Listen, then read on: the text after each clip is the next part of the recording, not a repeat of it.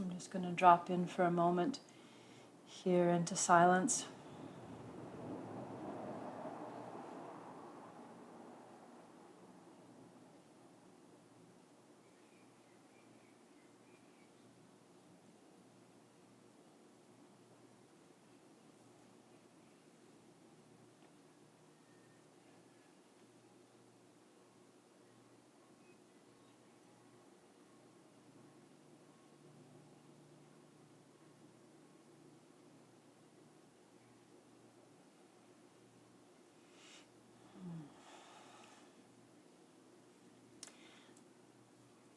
So I want to thank each of you, and also just thank you for the emails that people have been sending, asking a few questions and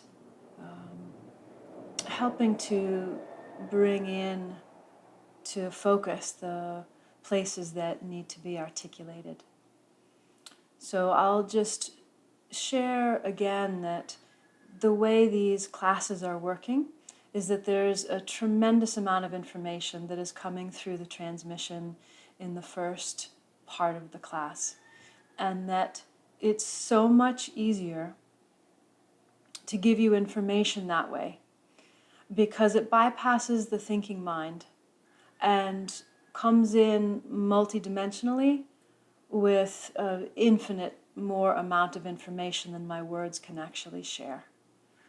And I've been receiving some emails from a number of people that are sharing that the deeper understanding is actually coming after the first night's sleep after class. So there may be questions immediately after class, and then through dream time, and then waking up the next morning, those questions are resolved. So there's a number of people that are sharing this. So I want to just reiterate the way that information is being exchanged. And at the same time, I also love to engage the conscious understanding and respond to people's questions to help deepen the integration all the way through.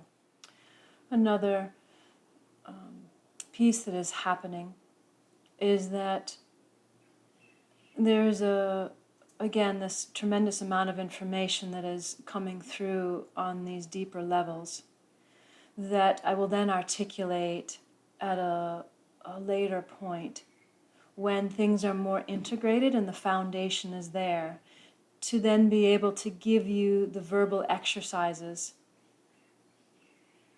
for you to continue to practice on your own.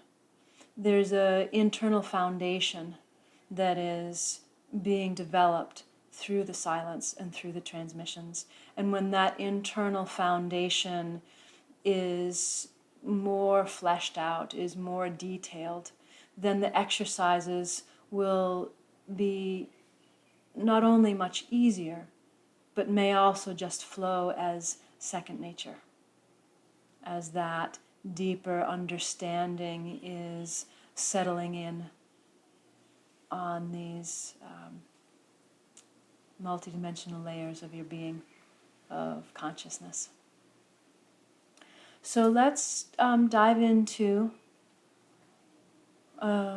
meditation transmission, opening into the infinite field of consciousness. Allowing yourself to settle into your presence, your fullness of being, your grounded presence.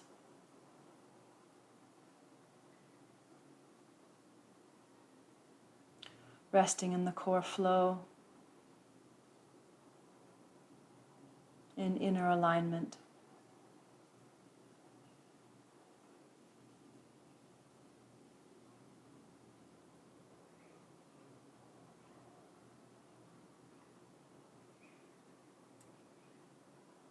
And whatever this experience is for you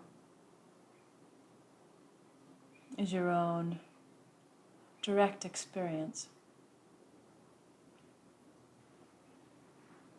The core flow can simply feel like an internal precision, an internal alignment.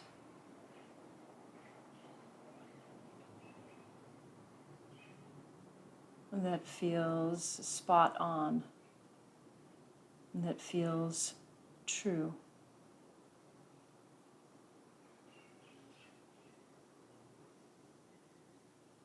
That feels infinitely centered.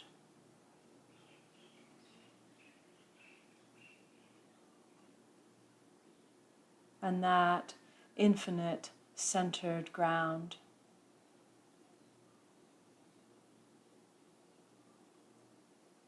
can be both single-pointed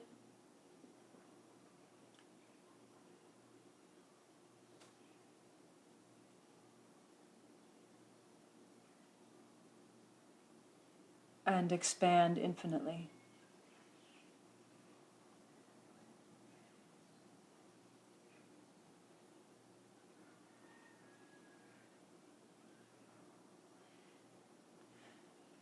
One of the key components here is resting in that feeling of centered ground.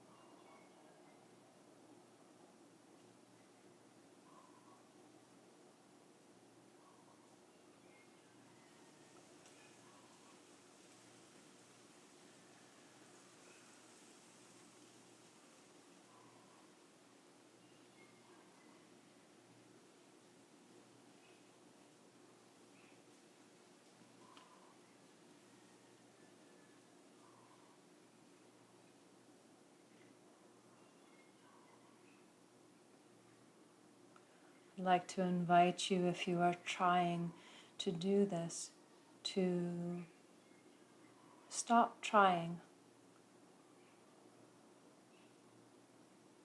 and just allow yourself to rest and be carried by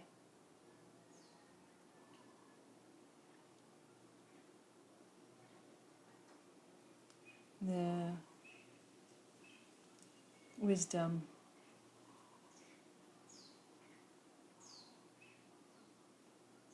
that you innately are.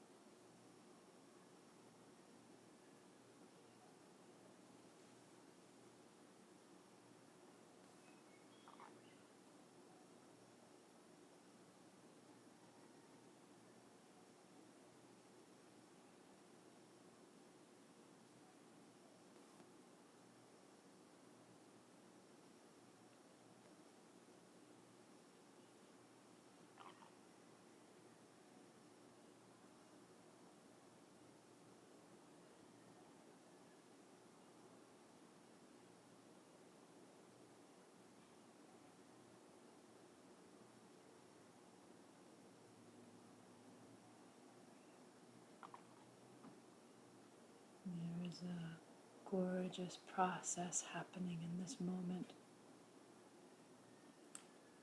Please continue to rest in your meditation.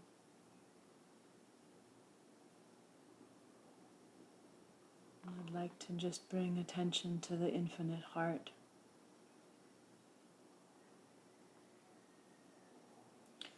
Right now, what is happening is a profound meeting of the wholeness, infiniteness, oneness, and love.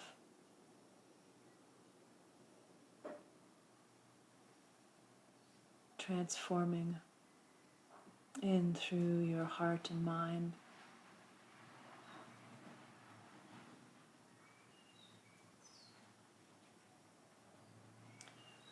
I will share more words later.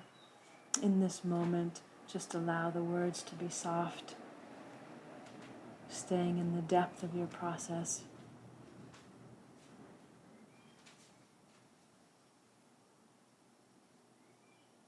There's an amplification of the wisdom of the heart.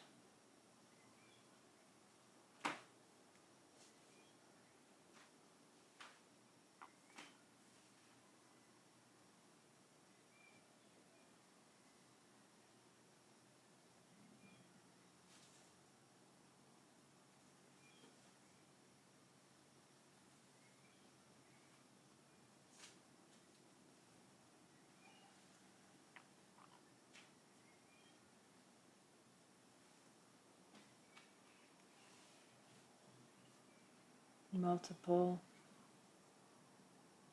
aspects are simultaneously engaged.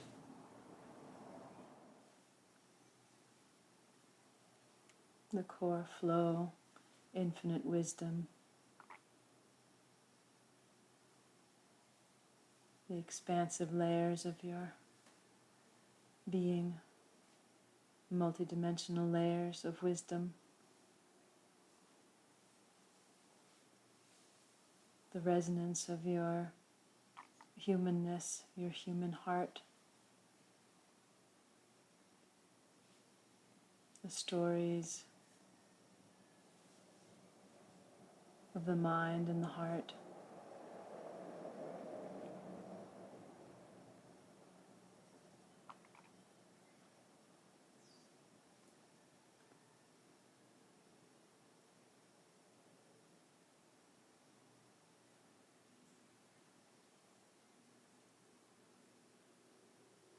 And together there is a amplification of infinite wisdom and higher and higher frequencies of wisdom are in oneness, inseparably.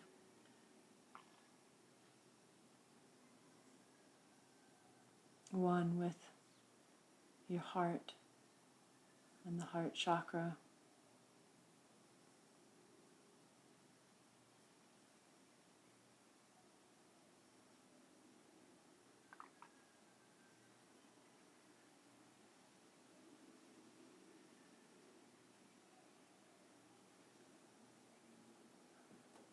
Let's continue with this a little bit longer, and then I'll speak to the larger exercise at hand.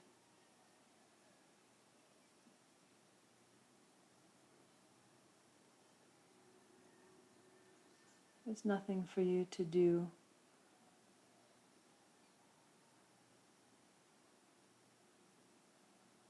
Just a continual softening and expanding in through your experience.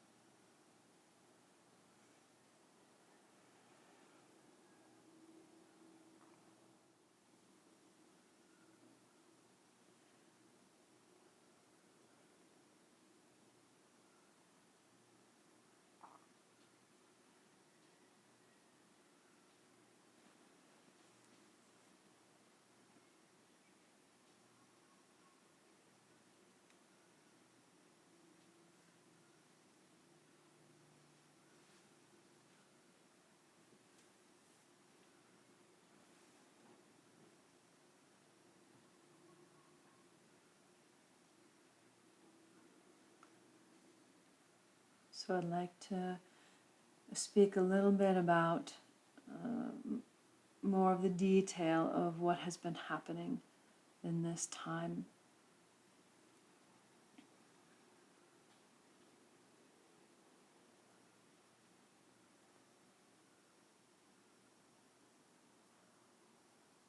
And I'll invite you to open along through as I speak about this.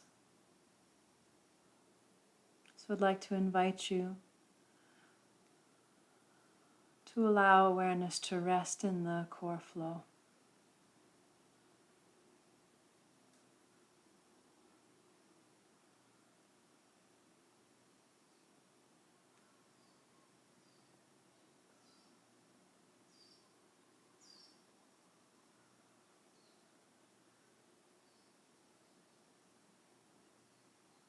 And the mind has already opened to a higher frequency of itself.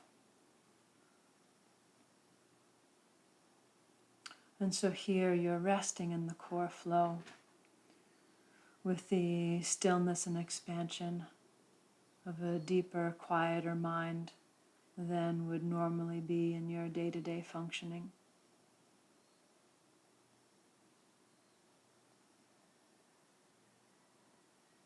If you were just starting the meditation, you would open through the core flow, soften in through the mind, and open to higher frequencies of your higher mind or of pure awareness. And allow a settling. This has already happened on a deeper level. Allow a settling where the mind and the core flow are inseparably one.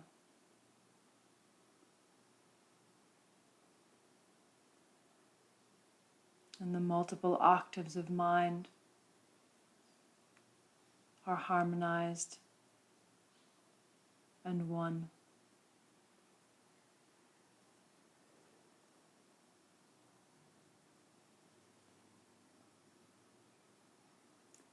And this catalyzes a transforming process in through the day-to-day thinking, transforming storylines that run through the mind in day-to-day.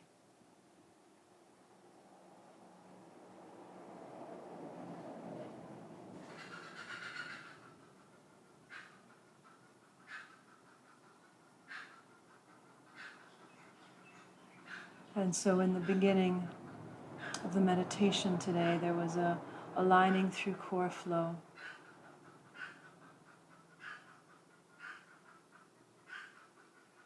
Attention resting with the focus in seemingly two places, in through the mind and the core flow. Allowing those two to surrender into one.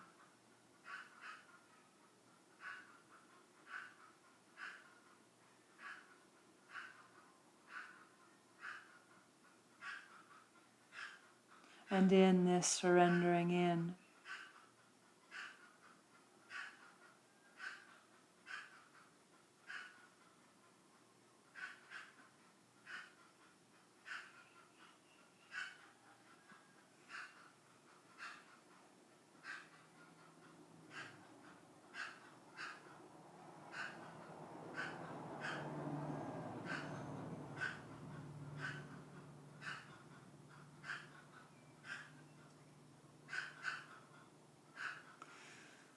the multiple layers of mind, the multiple frequencies and harmonies come into that harmonized place that transforms and quiets and stabilizes the daily mind.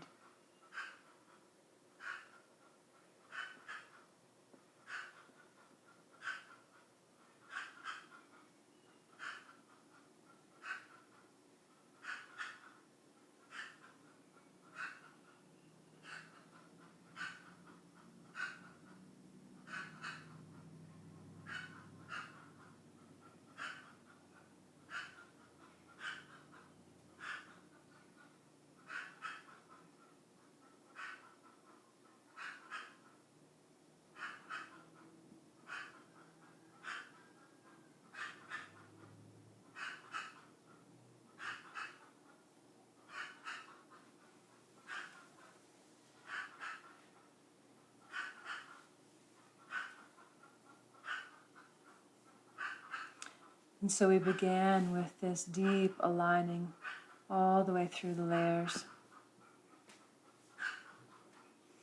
And through that process, the higher refined frequencies of consciousness of your mind came in through the core axis,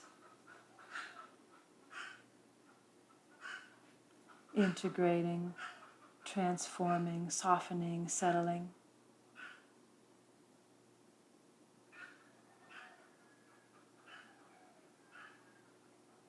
And as this process continued and settled,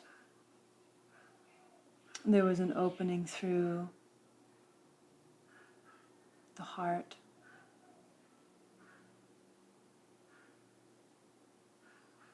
And so where attention had been with two, with the mind and the core flow, then coming into singularity, those two are then resting as one and then open to the heart. And so the focus is with the heart, and then the unified mind and core flow, and then a surrendering into oneness.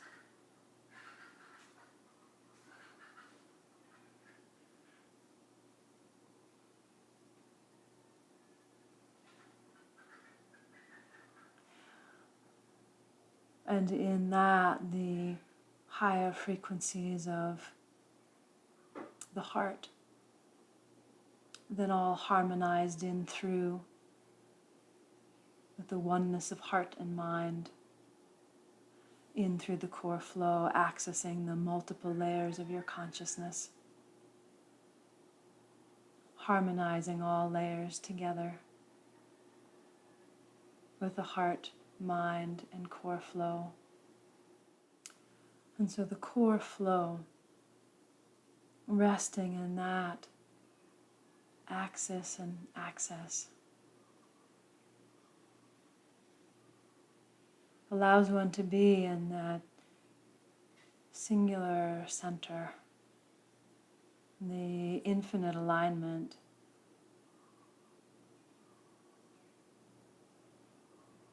and to come into a pure alignment through yourself, all the way through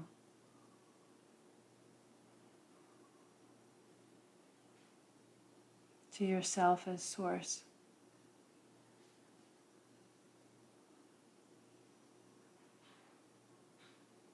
And so this alignment, this precision of the axis, AXIS,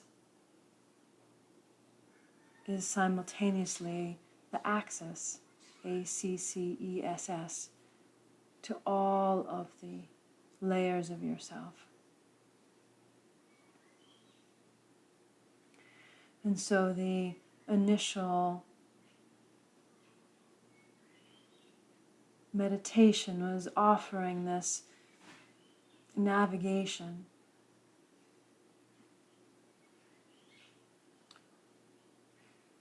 internal navigation, at the same time as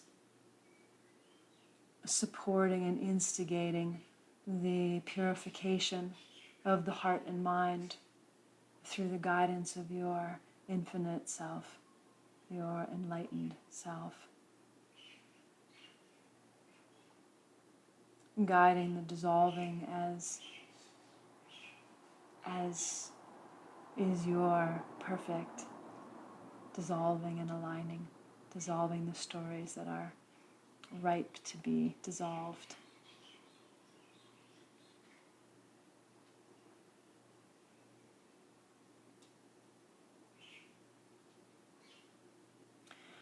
And after these aspects completed their cycle, or completed the cycle enough, then the chakras in the body and the corresponding planes of consciousness began all coming into their own harmonizing with the newness of the unified heart and mind, in that harmony of the wisdom with all these other aspects of yourself humming together, and that exquisiteness.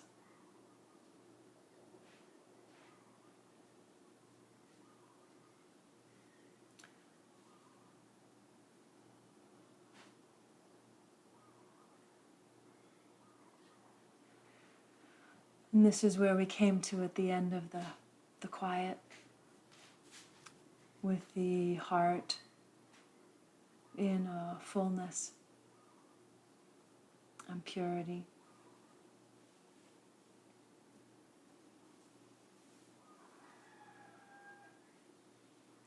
And I'd like to speak about this as an exercise, and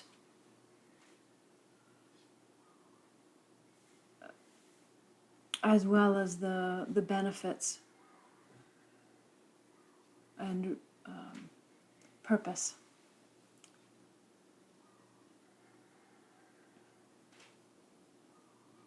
So we seem to have distinct aspects. The mind feels distinctly different than the heart. And yet, we are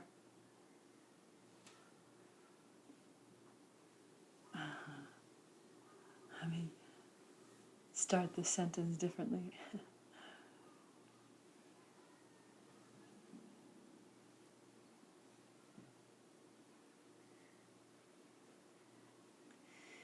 Speaking about the common human experience, our mind feels different than the heart, which seems to feel different than the body and different than things outside of us, right? We have this gorgeous experience of a life and multiplicity.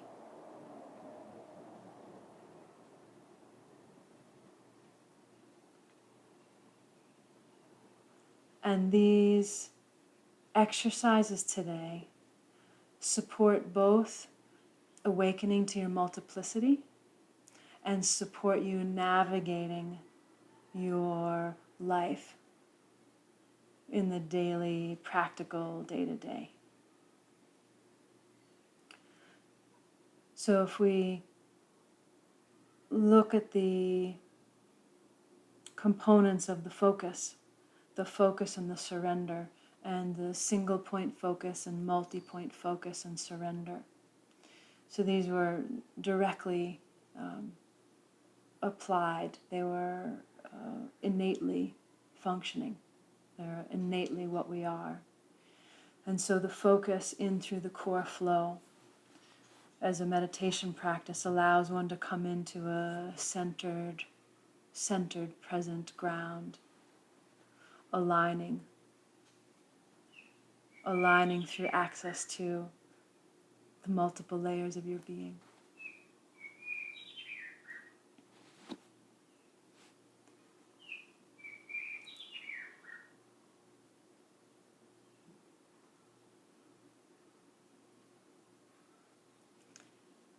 My bird friend is calling outside for me to sing back.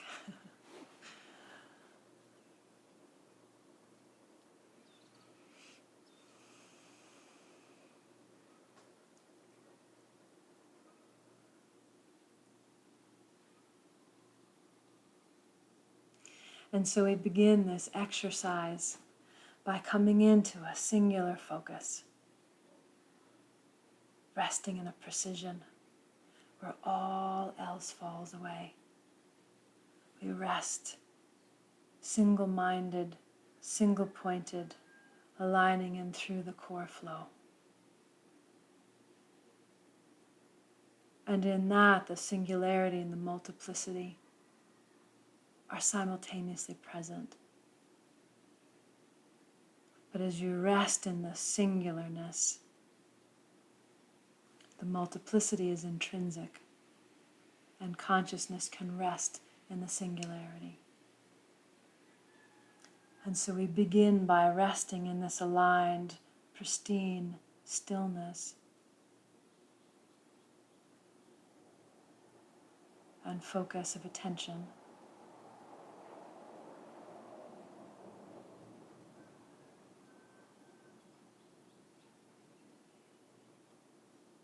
And in the exercise today, awareness then opened up to the realm, the field of the mind,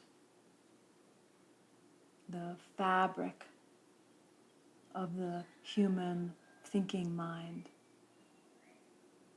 Not focusing on a particular idea or thought, but the frequency of the mind in the familiarity of your mind.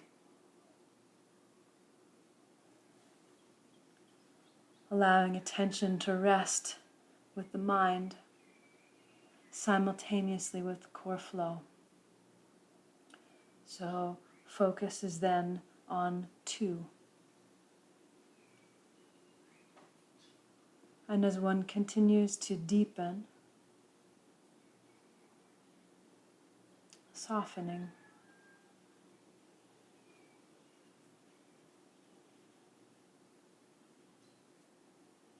and then there is 1. The mind is soft and still, no thought, resting.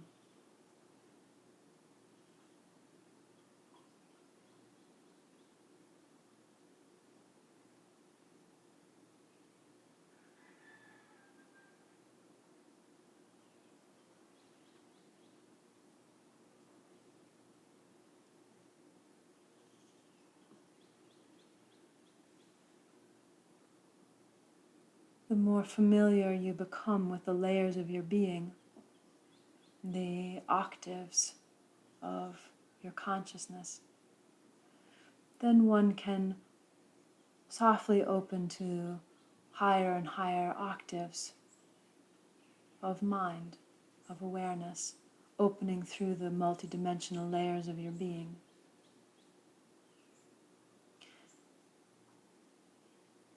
And this is one way this also serves supporting each of you recognizing and beginning to become more sensitive to feeling the multidimensional layers of your being, of your consciousness. It is also not necessary, and so there's no worry needed, whatever level of consciousness you are consciously aware of. It is all already present and here.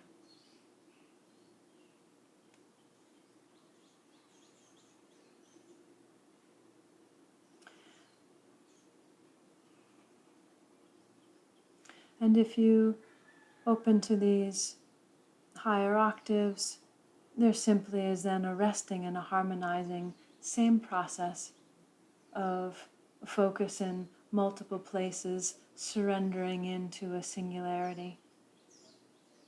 And then the mind is then harmonized by a deeper, rarefied existence.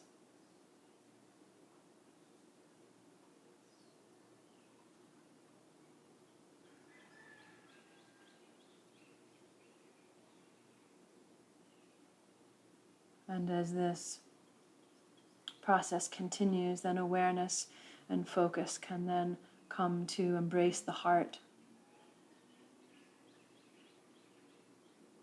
When there is unified mind, infinite core flow, on purity of heart, focus in multiple places, surrendering into a oneness.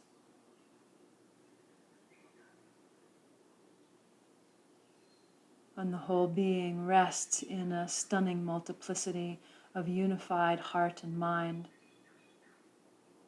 in the alignment of core flow through the dimensions of your being, from your humanness to your self as source.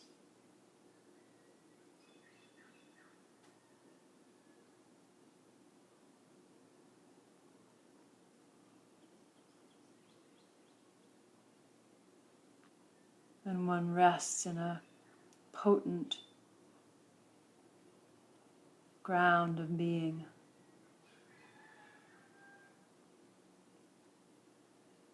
A focal point of stillness.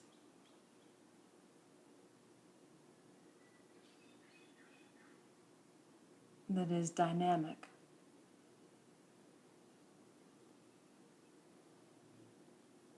And one rests as the stillness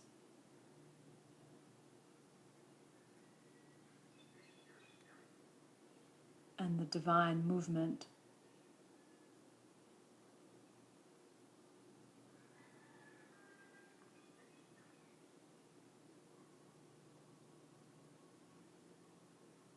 In an exquisiteness of embodied being.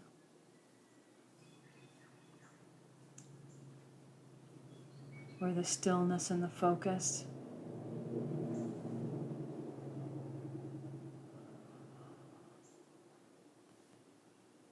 are present as the single focus with a simultaneous multiplicity of focus. Where the distinctions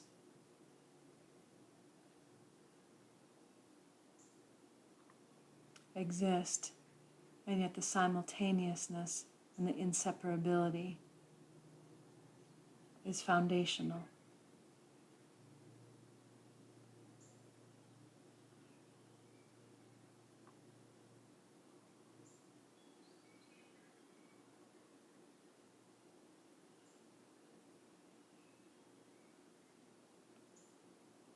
So this is your exercise to play with this week. If you are drawn to continue on to opening through each of the chakras while resting in the sustained focus, as I just described, you are more than welcome to. But this is the foundation. This is the foundation to rest in this depth of embodiment and quality of focus.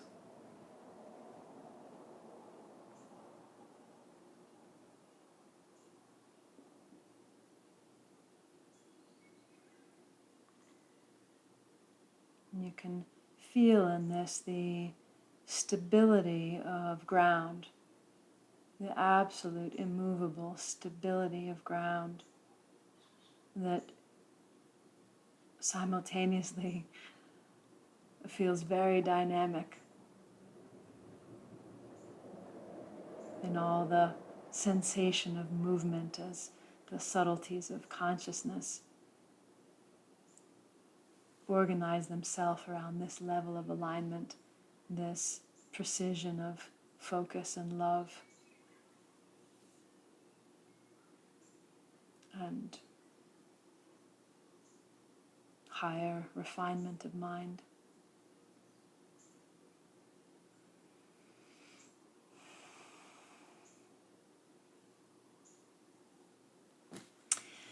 So let's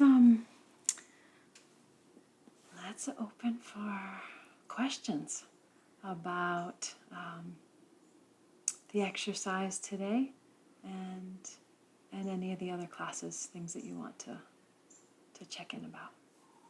So there's some questions that are here, and I'd like to just preface, responding to some of these questions with the recognition that our direct experience is, I'm always going to default to the direct experience. Our language is an attempt to speak about an inner reality that is so exponentially more rich. So there's a piece here asking about stillness, and that that she experiences stillness as a mountain, and there's no reference for core flow. And when I use the word immovability, that's my language for speaking about the experience you're describing of being a mountain, where the solidness and the groundedness, the steadfastness, the immovability of consciousness is like a mountain. So stunning. It's beautiful. And part of the value of talking about these things is in having that dialogue and that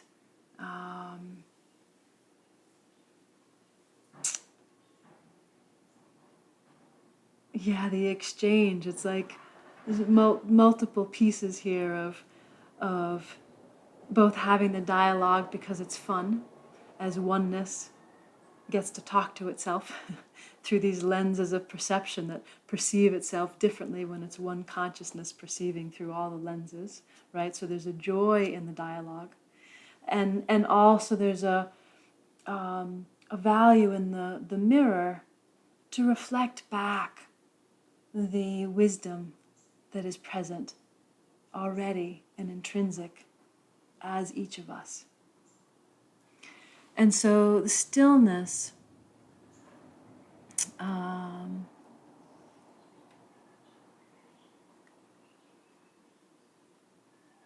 right, so the stillness and the steadfastness, we're speaking to the same kind of direct experience.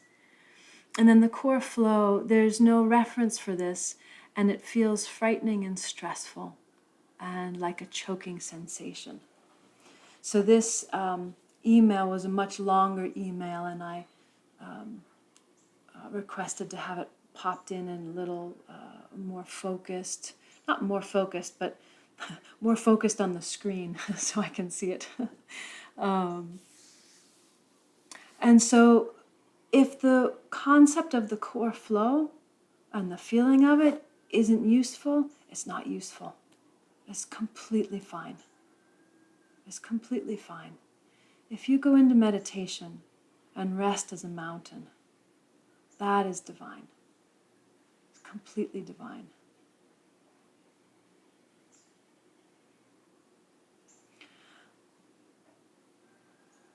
When I use the word holographic,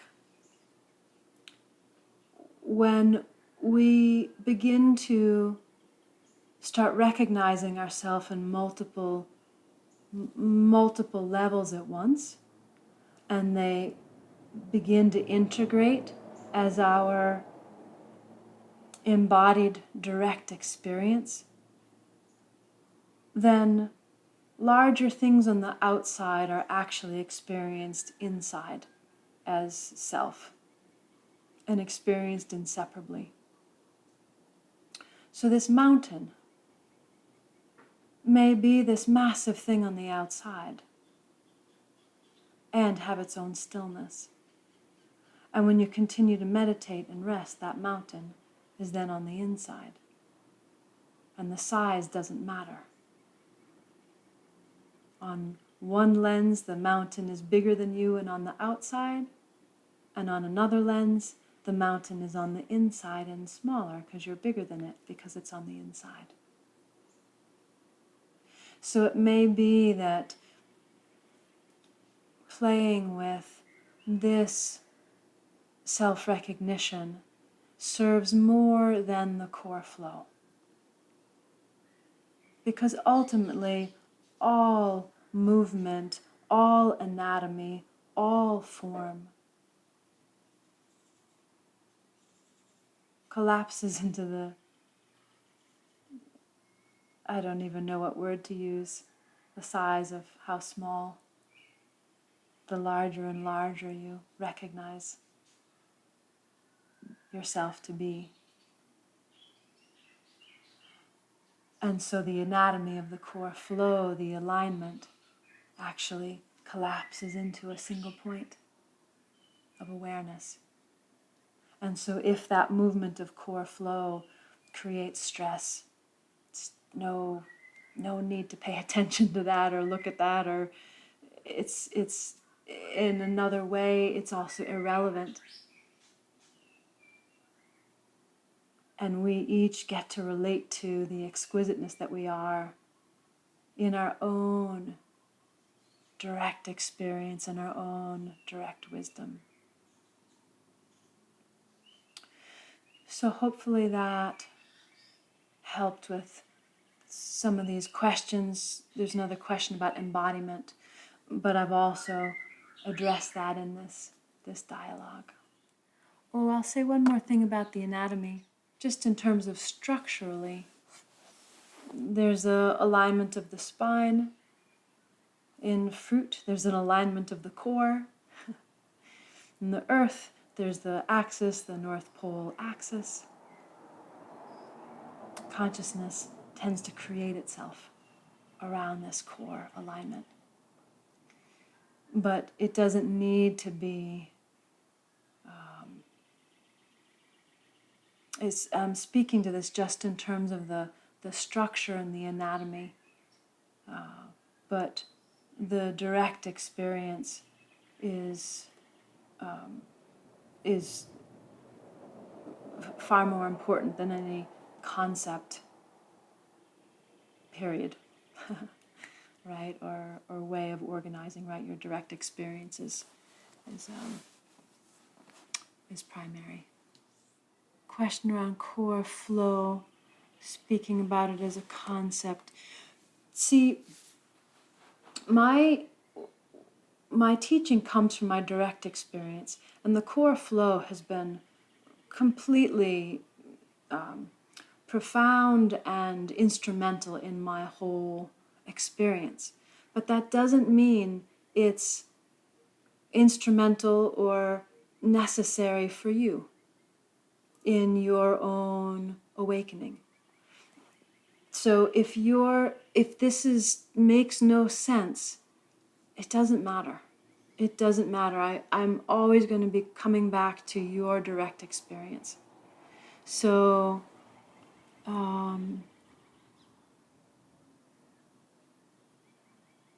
I'll share one other piece in the beginning, for me in the very beginning of this opening, in the initial stages of awakening. I came up with the language of core flow, but before that I spoke about it as a plumb line, and I felt it outside of myself. I felt it as an alignment above my head, and I used the word plumb line because I could feel that it was true, the way we use a plumb line to get the absolute, precise, true alignment. And it was actually stressful for me in the beginning to meditate with it because it would create pressure. And it would create pressure because it was resonating with a purity of being, a purity of consciousness that my system was not ready to embody at all. And so my initial meditations I would meditate, and then this plumb line thing would appear, and I could feel the truth of it. But at that time, there were parts of me that were more invested in my survival strategies than the truth.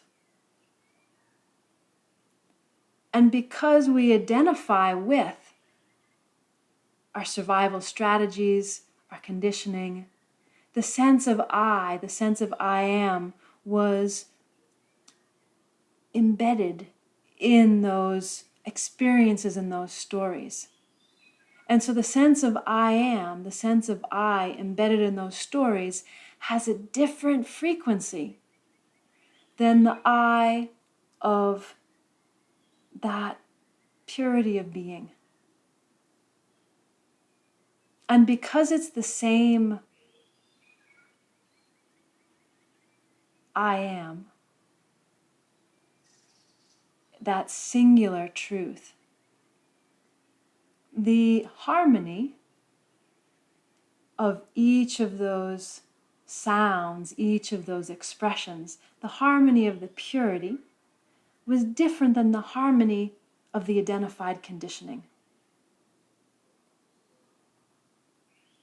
If we just use the example of singing bowls or tuning forks, I don't know if any of you have played with singing bowls, where sometimes one bowl will change the sound of another one. You can play one and play another one, and it starts to shift it. So this is useful in understanding in a lot of different things, and I'm going to speak about this more for some exercises we'll be doing later as well.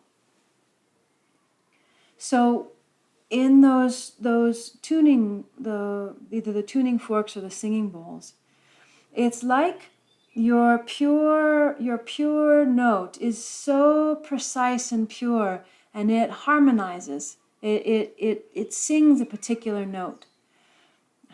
It's more than one note, but has that frequency of truth. It's all notes, but it's all notes in the precision of truth. And when we identify with our experiences that aren't of that pure frequency, they have their own frequency. We recognize them as emotions. The frequency of grief, the frequency of joy, the frequency of anger, the frequency of depression, the frequency of laughter. Right? They all have their own frequencies.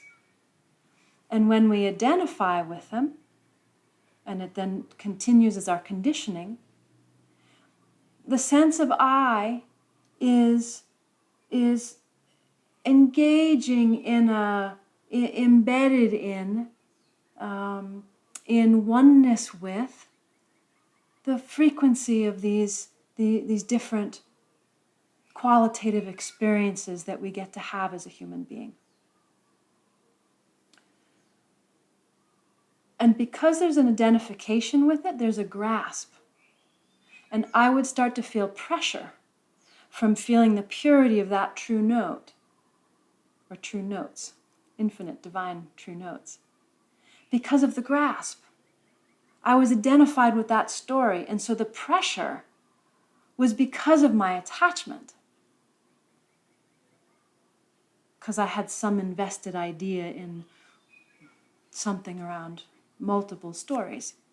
And so meditating would then create this sense of pressure when I felt that plumb line. And as the awakening continued, and I continued applying the techniques that we will speak thoroughly about in this program, as I continued applying those techniques, the level of conditioning continued to dissolve. And those frequencies would start to resolve as the identification surrendered. And more of the sense of I, more of the sense of my being and the well-being of who I thought I was, the more that came into alignment with the pure self, the true self, then the pressure started to lessen, because there wasn't as much intensity being held in those other frequencies. And as that process continued, I started to feel that plumb line start to come down in through my core, in through the center line of my body. And it was then that I began recognizing that core flow as both the axis and access. and that consciousness could surrender into the core flow and open up in the void, open up into nothingness, open up into oneness. Surrender into the totality, surrender into non-existence. And then it became a joy and an ease.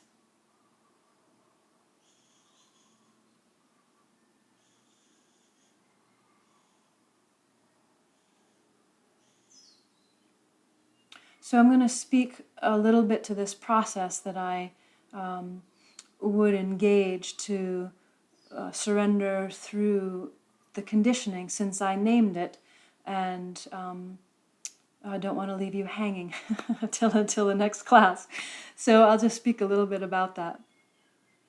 So the same way that we did this exercise today of focus being in multiple places at once and then surrendering, this capacity is what I would use over and over again with any of the conditioned material that was presenting itself. And then I again continued to play with this same practice with aspects of consciousness, aspects of identity that were deeper than the traditional human conditioning. So if I give you an example, let's say there's a particular emotional experience that just keeps returning over and over and over again. And it's uncomfortable and keeps returning and bringing itself into awareness to be seen. And keeps returning, bringing itself into awareness to be seen. I would rest in meditation, rest in the core flow. Surrender the mind, surrender the heart, in embodied presence. And allow attention to then also focus on the conditioning, focus on the emotional experience that was continually returning. And I would usually do this when the emotion or the situation would arise, so I wasn't doing it as a mathematical exercise, although you can, where you sit with these different components, you add in the component of whatever the emotional experience is and surrender them together and see what happens. I did begin doing that eventually, but in the beginning, I would simply be present with what was arising. And so if there was an intense emotional experience happening, then I would go into meditation and do this and use that emotional experience as the focal point for an intense focus, while simultaneously focusing and resting in the divine embodied presence of being. So I've just shared a lot, and I can feel all sorts of questions and pieces coming up in relation to this. This I will address this more in another class, but I just wanted to speak a little bit about it because we're speaking about core flow and the relevance of it or the irrelevance of it. And I can simply share my experiences and what has worked for me and has continually worked for many other people too, but we're each a unique expression of this singular truth.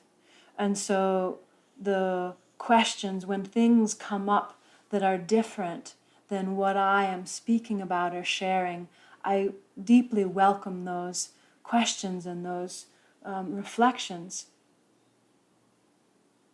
because in the exchange, even though I may have a different experience myself, there still can be an exchange that supports you in your next step on your path. I have several intense meditation experiences with you, have had several intense meditation experiences with you. The strongest was the winter solstice meditation. I felt myself as energy, and I felt the huge size of my soul. And when I meditate at home, I always become peaceful and very joyous, and I feel some sort of energy field. But then what? I can do this for 15 to 20 minutes, but then I don't know what else to do, and it's difficult to stay in that state for longer. Okay. Well, first of all, I have multiple answers or responses to this. One, there isn't, in terms of something to do, yes, there are exercises you can play with, but at the same time, there's also nothing to do, right? The both are true. Sometimes there's an absolute perfection in resting in the divine stillness of what is. And just that. And if you can sustain that focus for 15 to 20 minutes, that's fabulous. Some people can sustain that focus for a minute. And a lot can actually happen with a minute of profoundly sustained focus. So I don't want to downplay the power of a sustained minute. And sustained 15 to 20 minutes is amazing.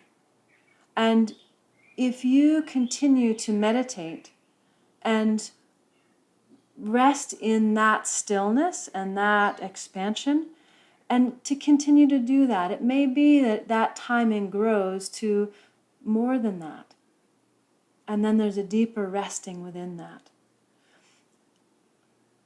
We are the entire totality. When you are resting as that, there is no doing. The rejuvenation, the joy, the alignment, the harmony, the purity, the evolution of existence happens in that sustained quiet. The mind is getting quiet to allow oneself to have a deeper experience. And so that practice alone is spectacular.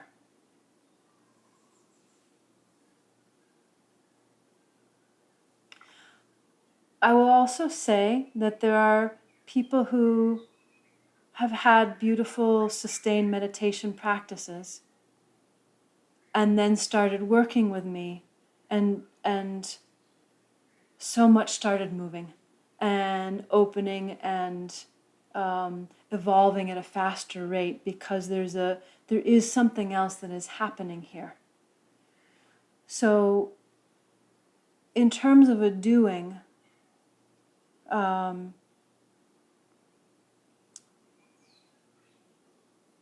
exercises for me arise out of a non-doing.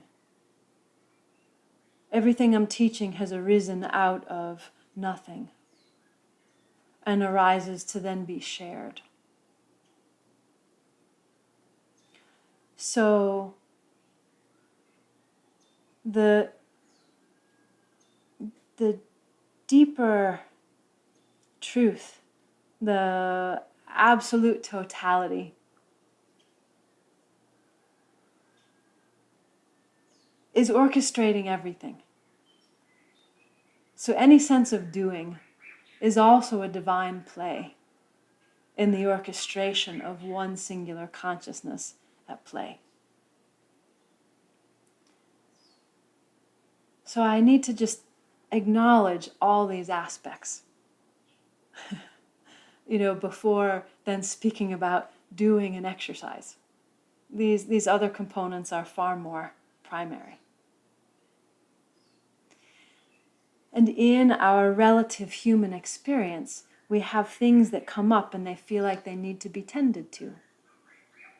And so these exercises are ways of engaging are ways of engaging in the divine play and unfolding, and are also doorways to open up to a deeper self-realization. And these exercises aren't separate from what you are. So the exercise today is a practice of focus and surrender, and brings one into a divine, embodied, still, non-doing presence of being.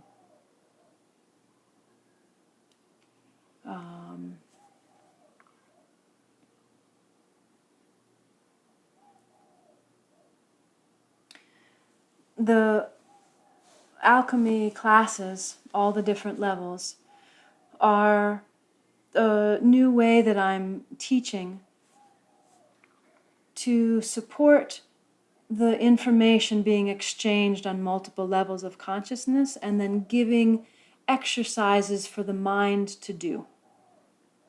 So all these AlcheME classes have exercises with quote unquote something to do. But it's all in play, it's all in divine play for the game at hand of self-discovery. So the exercise today is something you can quote unquote do, but it's also intrinsically inseparable from the larger unfolding of self-realization, and is all happening all within inside you already anyway.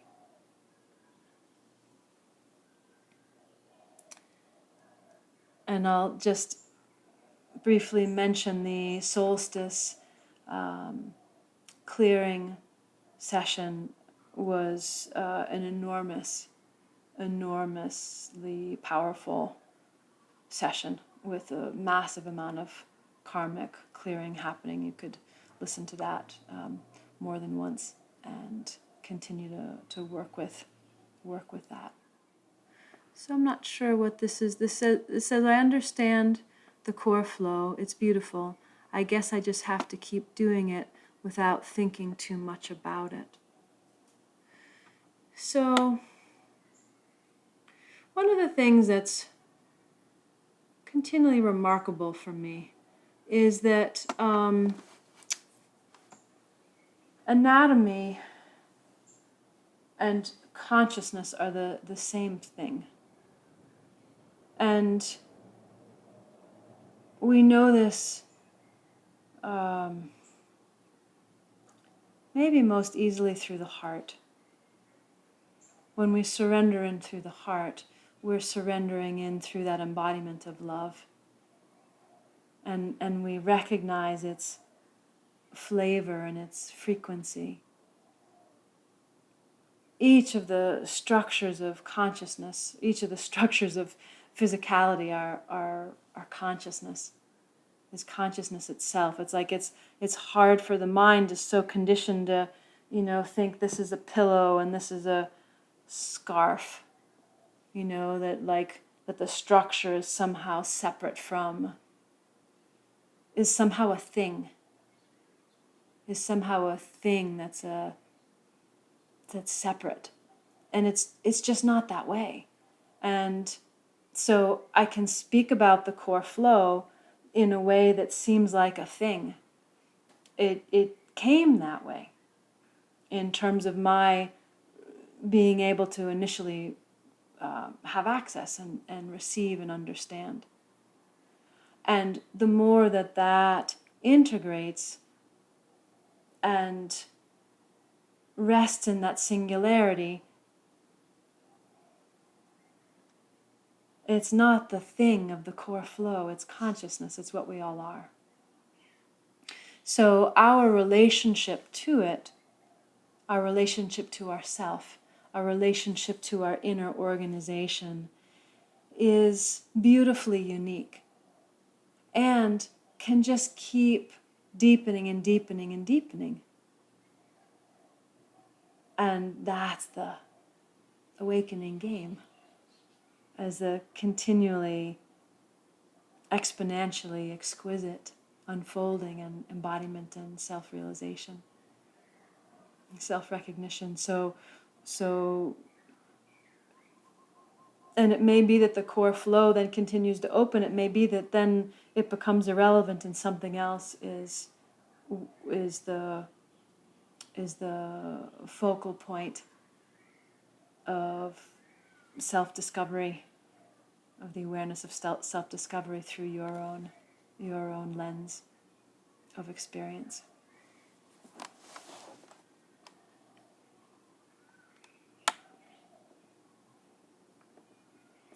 Thank you so much. I have a few random questions, comments. Any comments on them would be great. What if I can't contain my mind within me? The edges are going. Will it merge with others? It doesn't seem to be mine. Okay. Okay.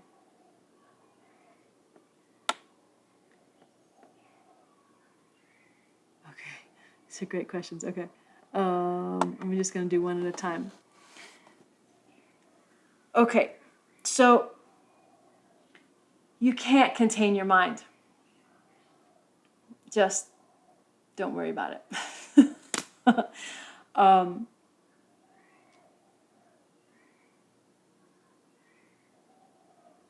I'm going to give you... hold on, let me be quiet for a minute.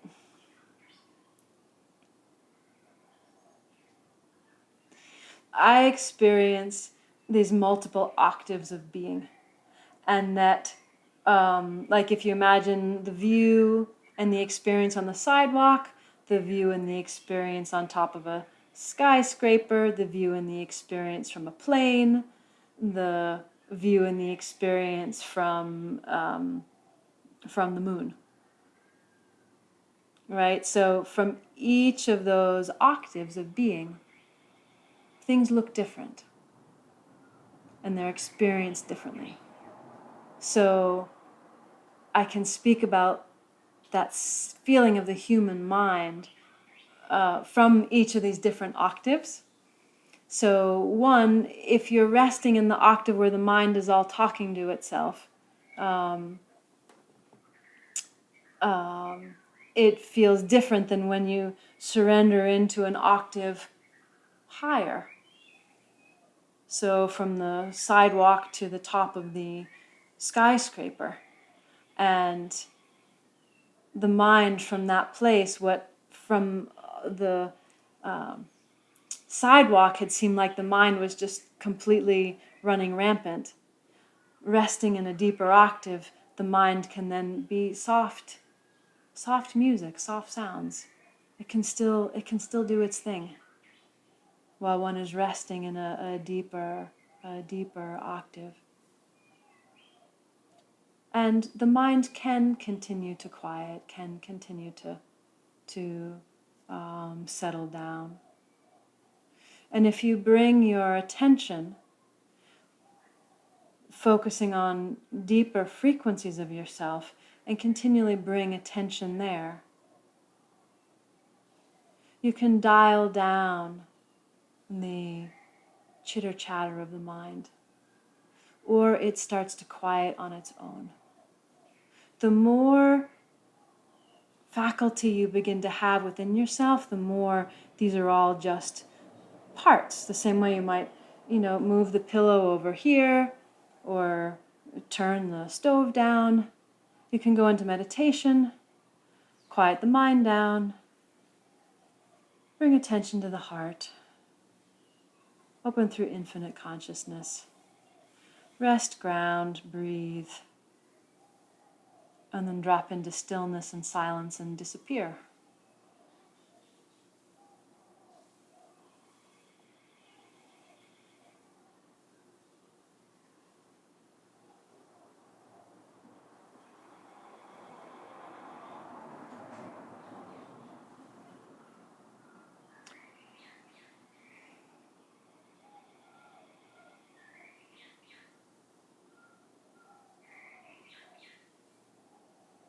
And the return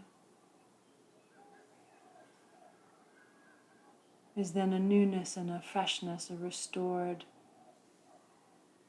being, having dropped into timeless, infinite existence and surrender.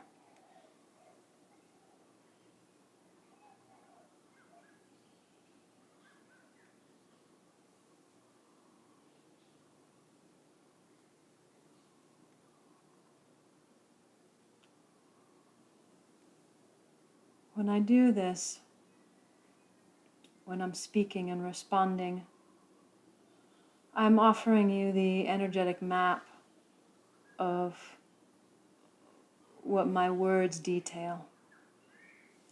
So you can go back through these recordings and come back to this little piece I just shared of quieting, surrendering the mind, the heart, dropping in core flow, ground, infiniteness, opening, surrendering into stillness and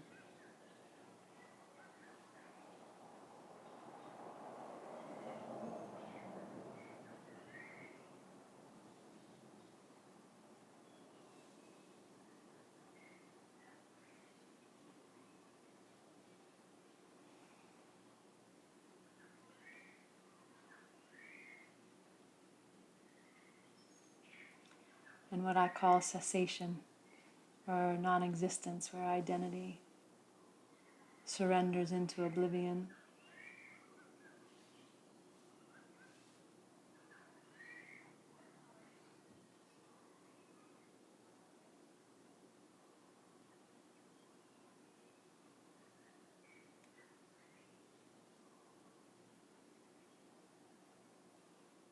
It can also be helpful to watch the recording and actually view me, to view the physical presence, because the energetic is not separate, and you can see the energy shift, and all I am is you. And so then your human kinesthetic sense can then track that pathway, and then just know that pathway in yourself, because we're the same thing. The edges are going. Right, can't contain the mind. So that place where the mind is opening more into the infiniteness. Speaking of the edges are going. It's beautiful. Will it merge with others? It doesn't seem to be mine. So this is the divine game that is happening. We're one consciousness. We're one already. And then creating these individuated lenses of experience as we continue to awaken through ourselves. We open through layers of oneness through each of these planes, and then there's a process of continual refinement and discerning of what is your unique lens's perspective and what is someone else's unique lens of perspective. And so yes, you part of the process is an opening in through oneness that still clarifies the uniqueness of you. So so this process will continue, and I would encourage you to keep exploring this. I don't mean to try and look for things to explore, but as it comes up, to keep bringing attention and awareness to it. It will happen on its own as you continue to come into that defining on the inside. Okay. Who is receiving this transmission. I can't locate my individual heart anywhere. Okay. So, awesome. Right? In the depth of ourself, we can't find anything. Because all this manifestation is just that. It's a divine play. So when you go in and you can't find anything, that is actually the truth of who you are.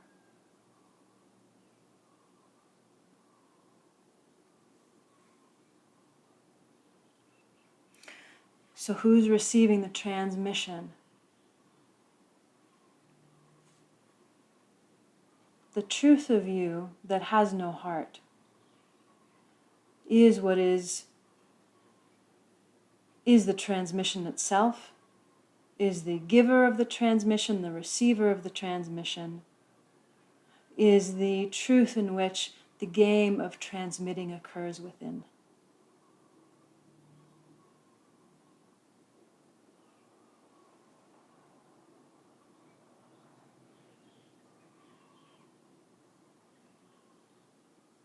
So this individuation is a play.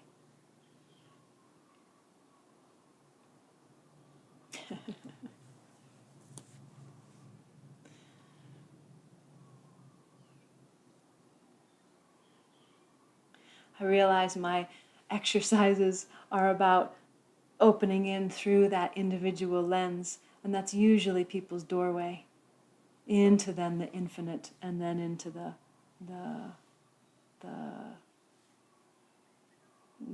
unknown, or presence that doesn't that is not findable. Okay, I can feel parts of me splitting off into islands. Let's see. Into islands of ordinary self amidst empty space. Yeah.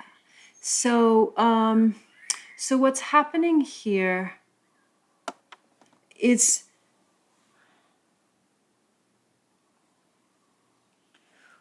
we're the whole thing. So in the part when I was speaking about the plumb line, what I now call the core flow, and that I would feel these places of conditioning that then felt pressure, that was their response. That was how these seeming parts of self responded to that purity of truth, like feeling pressure and holding more onto the conditioning. So what you're speaking about here is of a similar vein, only different octaves, where you're opening where there is no self. You can't find yourself. And yet the places where there's identification with certain aspects are then responding by splitting off this sense of splitting off into islands of ordinary self. Because they're not fully ready to all open to the expansion that is being experienced.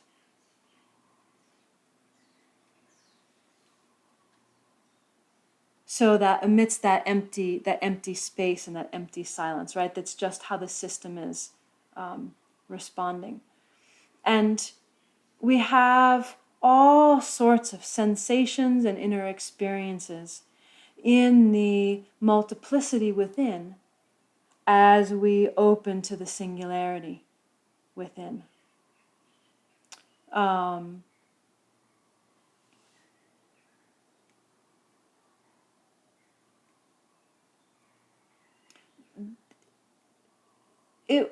This may sort itself out on its own. Sometimes that happens, and sometimes it's helpful to have a reflection from another. So you can see how this continues to move. This may just sort itself out because consciousness is sorting itself out. And it may want to sort itself out through a more dialogue or a conversation. When new wild things or phenomena happened inside me in this whole process, similar to this, what I would always do is come back to the core flow. Because in that I could find the stable ground of being, and I would have access to source. I had access to the organized singularity through all those layers, and focusing deeply on that truth on the inside, then because it was on a deeper octave than where the phenomena was happening, that purity of singularity of the deeper octave knows and knew the aspects that had seemed to separate themselves out. It knows those aspects as one. And so if there's discomfort in that sense of the separation or the split or the islands or the emotions or the conditioning, coming into that grounded presence. And if the core flow doesn't work, and resting as the mountain and stillness gives that feeling of the ground of being, then rest is that. So I would always then, as best I could, surrender into a deeper octave of consciousness that could recognize the separation as oneness. Am I saying this? Am I articulating this well enough? Like, if I think of my fingers as separate things, and my fingers are having a hard time with each other, well, if I surrender into being the hand, I'm the whole thing, so I can navigate that. So if awareness is then separated into islands, it's separating itself into islands and knows the empty space in between the islands, then I would surrender into the deeper wholeness, the deeper, this doesn't quite work because the islands are separate and the image of them, whereas, but it's ultimately the same, right? It's true. It's like surrendering into the deeper truth that knows itself as each of those islands and then knows itself as one whole thing, one whole hand. So that's how I would, and you can see the application, this exercise that I've been speaking about today of focusing in multiple focal points, then surrendering into a deeper organization of singularity. It's the exact same practice that has been present from the beginning, dealing with just human conditioning and emotional experience through layers and layers of awakening and layers of integration, and that this exact same practice applies in this case of speaking about resting where one can't find oneself, resting in the absolute, and having islands of self appearing in the ordinary. Right? It's all the same thing. They're all just layers of the divine. I used to use the word game board. I haven't used that word for a while. It's fun because these different layers or octaves, we create the dimensions to then play an individual self within, but we're actually the whole oneness. And so as we awaken through the individual lens and in through the layers and layers of the oneness through these realms or these game boards of play and self-expression and exploration, we're going through experience of multiplicity, coming back into a recognition of one, and then being able to function and live and express with a greater refinement of an awakened awareness of that inseparability of the individuated expression and of the oneness and the totality that we are. So thank you so much for your question. It's so beautiful, and these examples of tying the whole thing together, how this practice that I've been speaking about today can support you at any stage of awakening, of the journey of self-discovery. This is awesome. Can the core flow be heard? Yes. Yeah, each of us are going to have different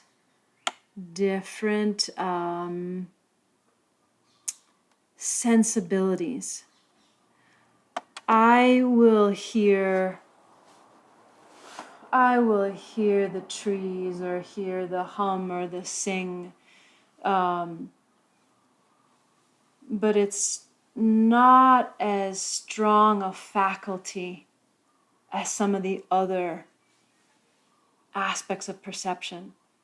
But there are people I know whose strong main faculty is hearing.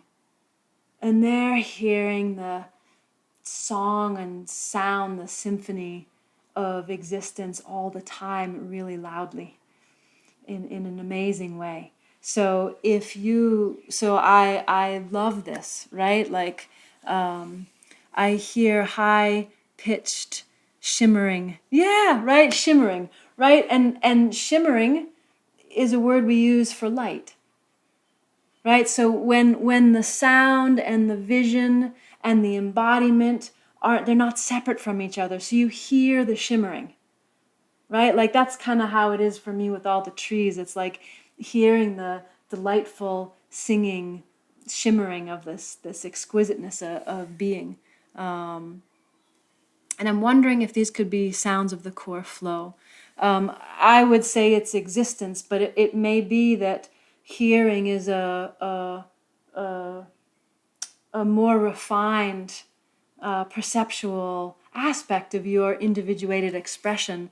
And perhaps you then listen to the core flow, and listen to the heart, and listen to the tree, and listen to the mind, and hear all those. I'll feel them as frequencies, the frequency, or I'll say fabric, right? The fabric of the mind, the frequency of the mind, frequency of the heart. But frequencies are sounds. So,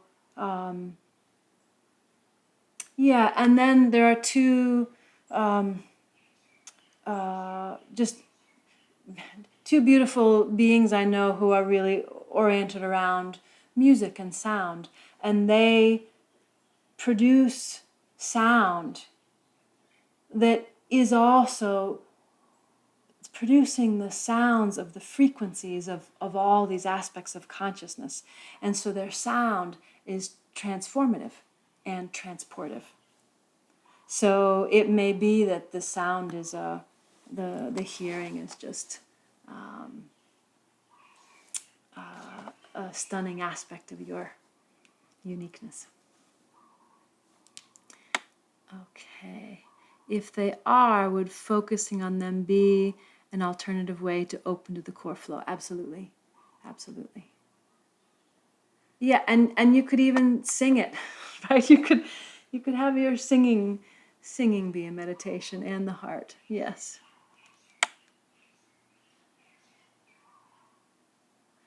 When resting in the grounded state, will the chakras open automatically, or does this require some practice of attention or intention to occur? So this is a great question.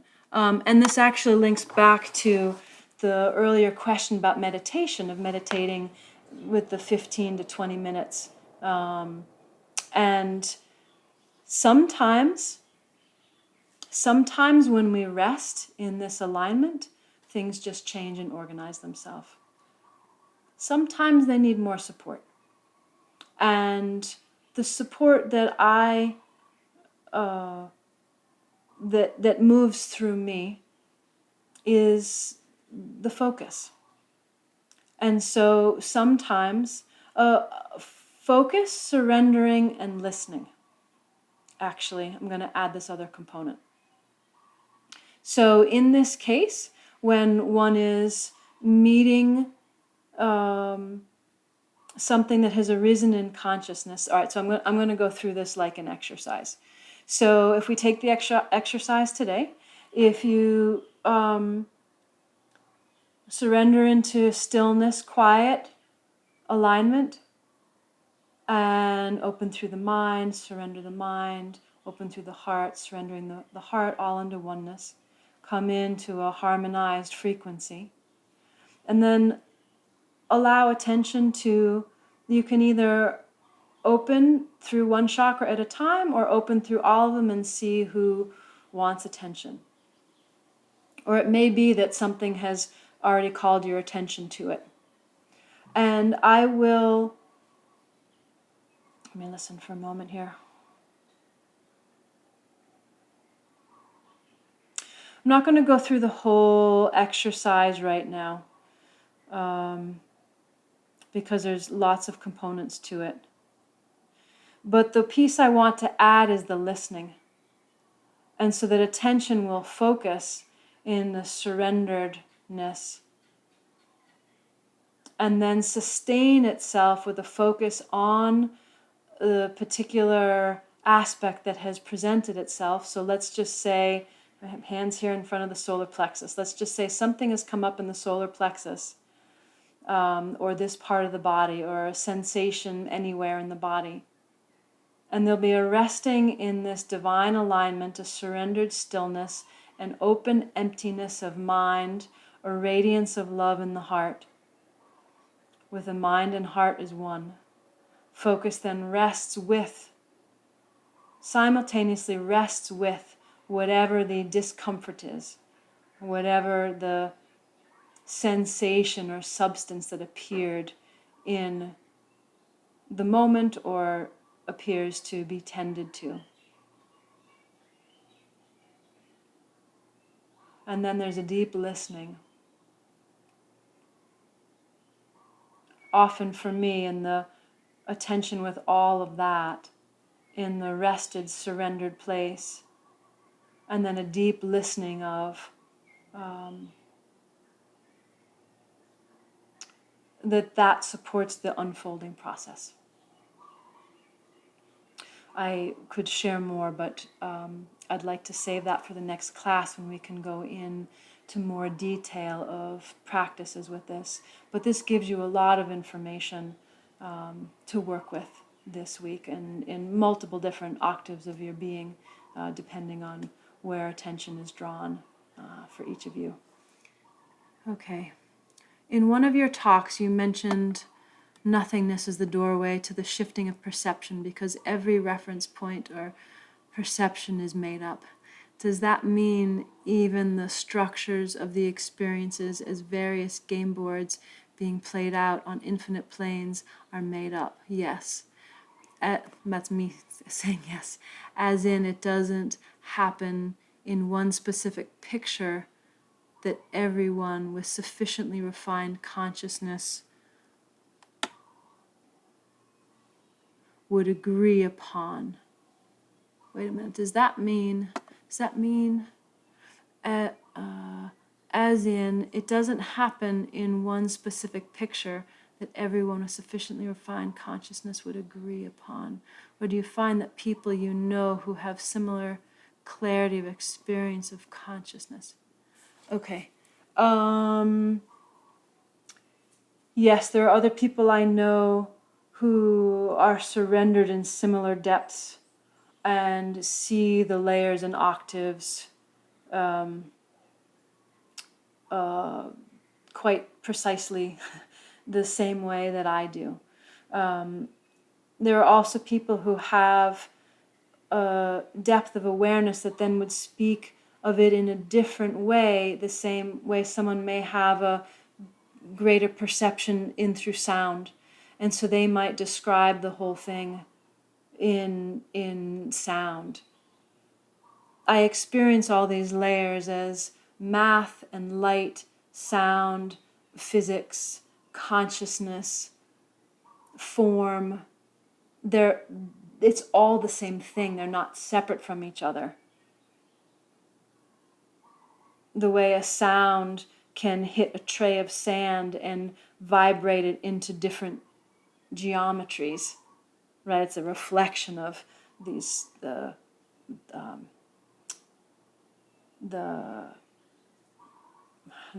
inseparability of everything.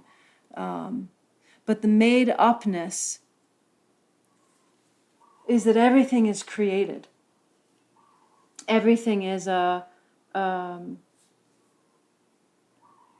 arising out of a deeper aspect of self. And we keep coming into deeper and deeper frequencies and resonance of truth within ourselves.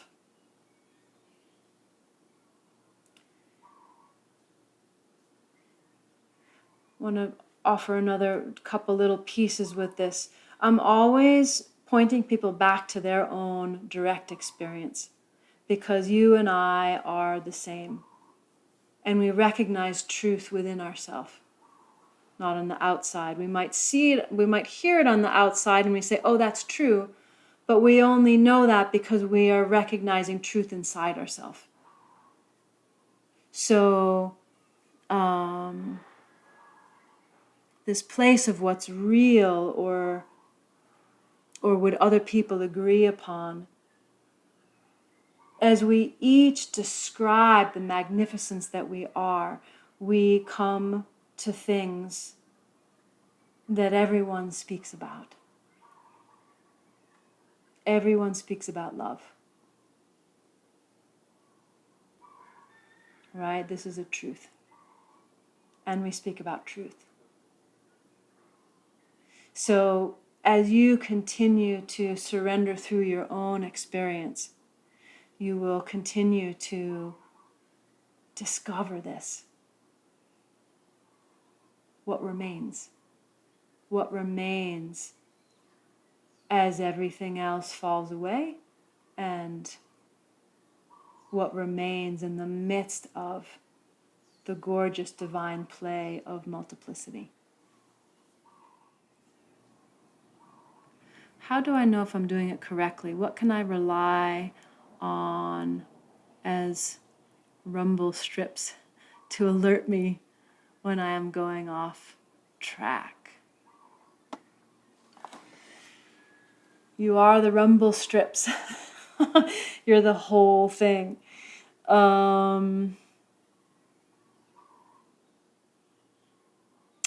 I would encourage you to just rest in your meditation and keep coming back into a stillness and single pointed focused presence. Continue coming back to that. Resting in the stillness and allowing the mind to surrender.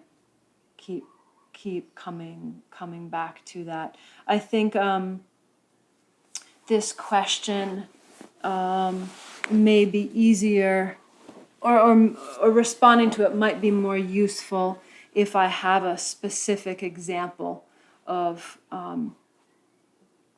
what you're referring to, right? Whether it's being able to focus, or resting in the core flow, or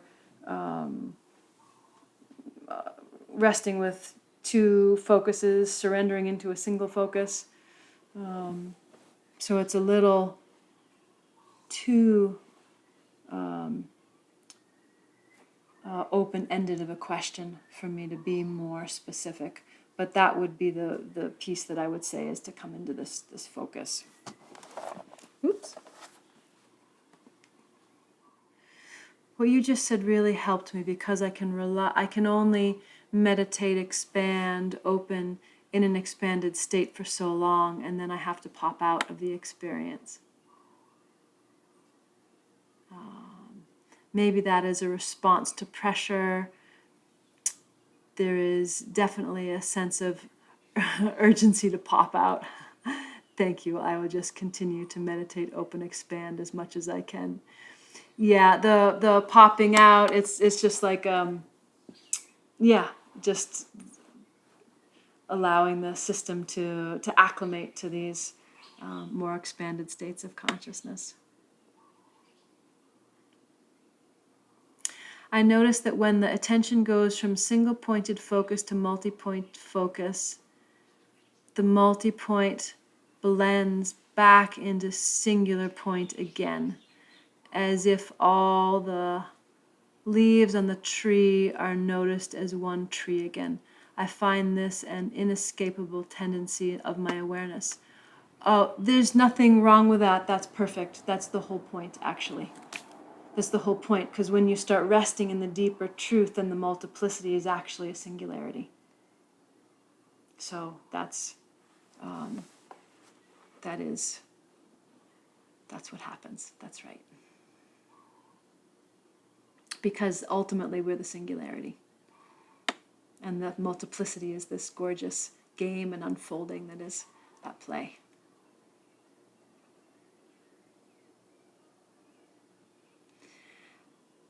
And I'll also just say, in relation to life, the more we rest in the singularity, then all that is out, seemingly out here at play, is then the singular dance of you, of all existence at play, and that deep sense of well-being and wholeness and perfection is then more accessible in your life, in the day-to-day, in all of the unfoldings that are happening.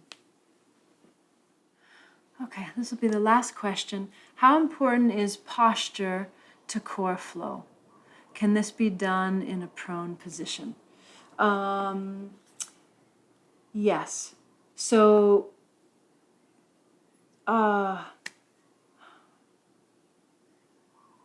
just not even sure how, let me be quiet for a minute.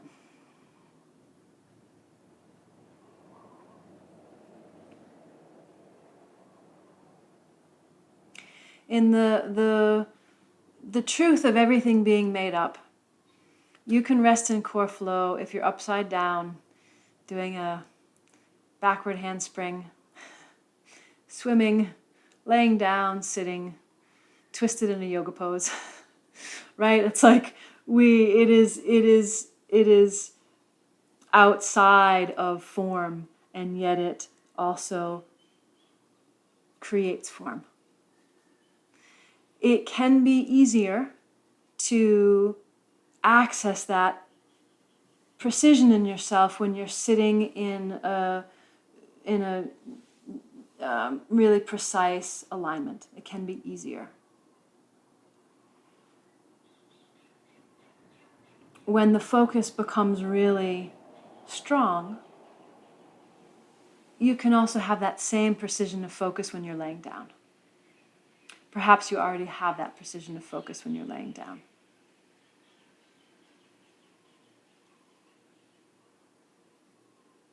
So it can be helpful as a practice, and once you really, really have that deeply integrated, then you can access that in any position. So it may be helpful to continue to practice this way, but trust your own instincts and guidance, and see how it goes in different positions. So I'd like to just finish up with a quick recap of coming in the exercise and single point focus, multi-point focus, and surrendering. And to align in the core flow, rest in that single point precision. It's both multi-point and singular at the same time. Allow attention to open to the mind, the frequency of the mind, and allow the mind, so you're focusing with a deeper capacity, focusing on the mind and the core flow, allowing those to come into a singularity. And if you want to add opening to higher octaves of mind, higher aspects, source, resting in singularity, you're welcome to do that. And then coming to the heart, allowing attention to rest with the heart. And then allowing the infinite mind, core flow, to come into singularity with the heart, infinite heart.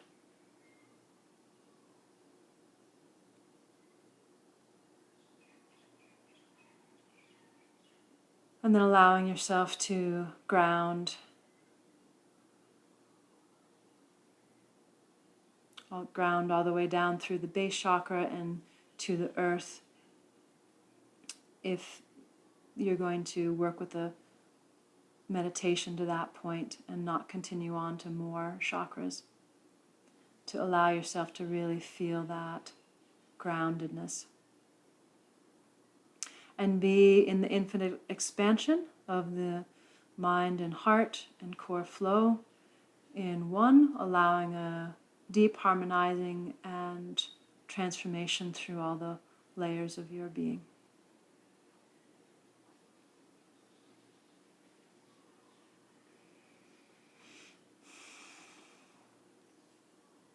And if you'd like to continue on with some of the other exercises that I shared today, you're welcome to play with those as well.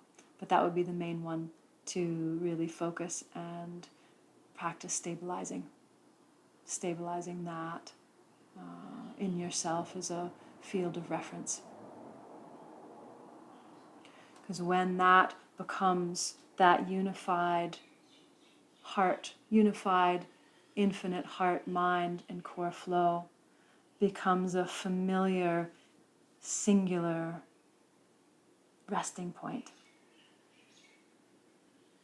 then that can be where you start your meditation from.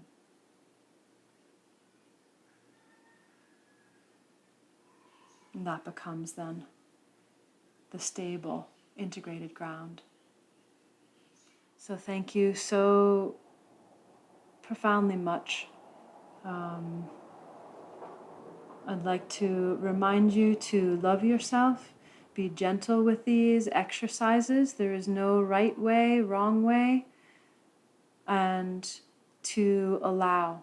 If you start to get caught in an exercise and your mind is getting tangled and wondering if you're doing it right or wrong or any of that, I would just really encourage you to just rest. That you are the totality, you are the whole thing. And you can simply just stop, surrender, and rest.